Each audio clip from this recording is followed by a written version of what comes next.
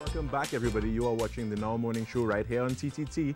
Also, remember you can catch us on Talk City 91.1 FM and online at TTT Live Online on both Facebook and YouTube.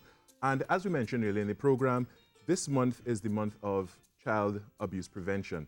So we are going to speak with two representatives from the Office of the Prime Minister. And with me this morning is Bernard Moses, Coordinator, Child Development. Good morning. Good morning. And with me is also Shannon Stanley, who is a Child Development Specialist at the Office of the Prime Minister. Yes. Good morning. Good morning. Welcome. Thank you for having us.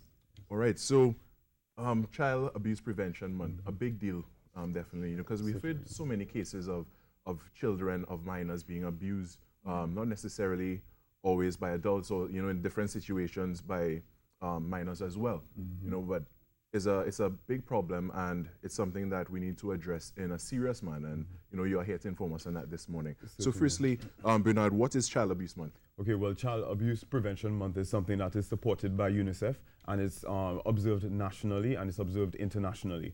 It's really important in our local context because when we look at the research, one of the top 3 reasons why people do not report abuse is because they do not know which agencies to go to or the contact information.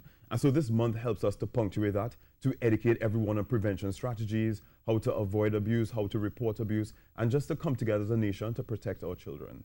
Yes, most definitely. And Shannon, what are the ministry's plans for Child Abuse Prevention Month and beyond?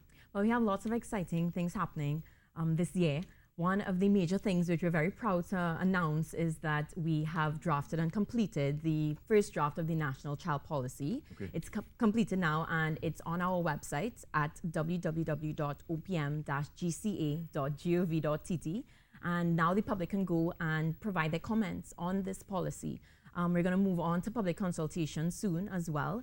So look out for that on our social media platforms. So that's one major thing. We're also doing these media campaigns as well. Right. So we're going to go on other TV stations and radios. We are having child protection training workshops for coaches, bus drivers, and we're going to focus on early childhood educators this year. And we're also having a Child Protection League, which is basically an interactive fair where we bring agencies together and bring schools, many schools together to share information.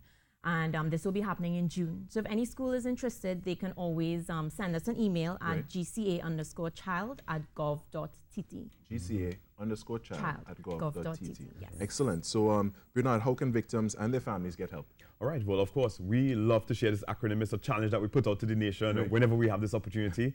So we teach this acronym, and it's called Act Fast. And the FAST stands for a different portal toward the prevention strategies that we want to unleash on our nation. So F stands for a family. Speak to a trusted family member if you are being abused, or of course you can of course contact National Family Services for further information for social workers and psychologists, etc., to intervene. A stands for, of course, an authority.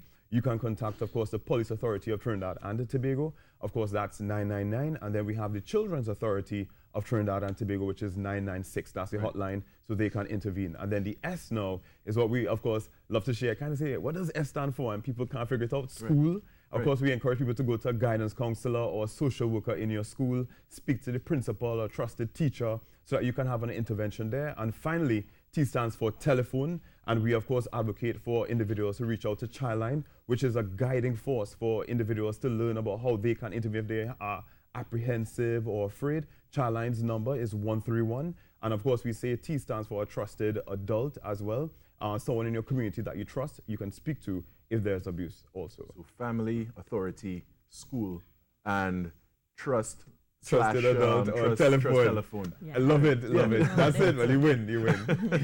No, that's excellent, because again, many times there's a lack of reports of abuse because, many times, as statistics have shown, abuse is perpetrated by someone who's close to the child, close to the family of the child, and it becomes a sticky subject. So true. And and sometimes the child is even threatened in such a way that they think, okay, if I do say something, this person will do something bad or something will happen to my family and stuff. So having these avenues and being educated about the avenues in which they can report is really key in regards to having more reports because, having the statistics we have right now, it speaks of the reported incidences, but of course there would be a lot that are unreported. Yeah. Exactly. And having the means by which to report them to at least be more aware of what's happening is very important. Certainly.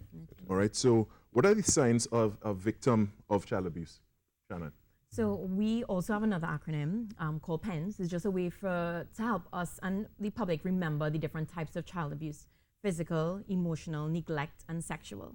So some of the signs of a child who may be experiencing physical abuse would be welts, bruises, marks on their skin. You might see that sometimes these marks create a pattern. You might see sometimes that the children might wear clothes that are big or long to cover these marks. Right. So that's physical.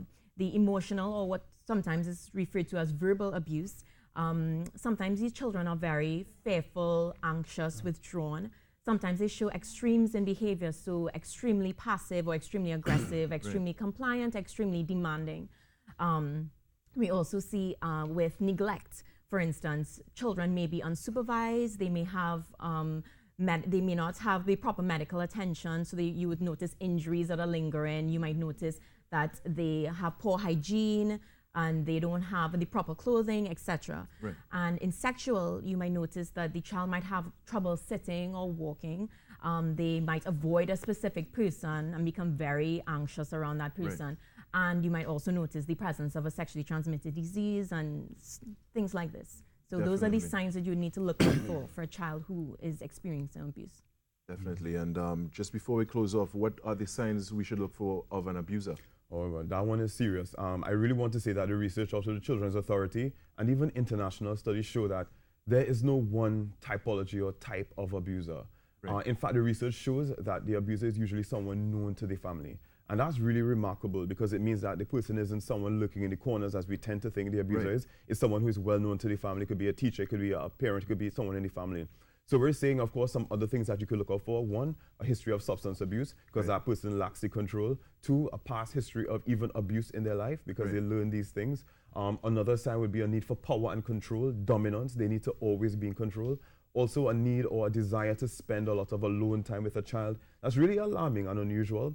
Those are some of the research is showing that these are some of the things to look out for and pay attention for as well. Yeah. All right. Well, I want to thank you so much, Bernard Moses, Coordinator Child Development at the Office of the Prime Minister. I want to thank you so much as well, Shannon Stanley, Child Development Specialist, Office of the Prime Minister. Thank you for all you've shared this morning. Thank you. And wish you the best, moving forward with this initiative to educate the public as pertains to Child Abuse Prevention Month. Thank you. All right.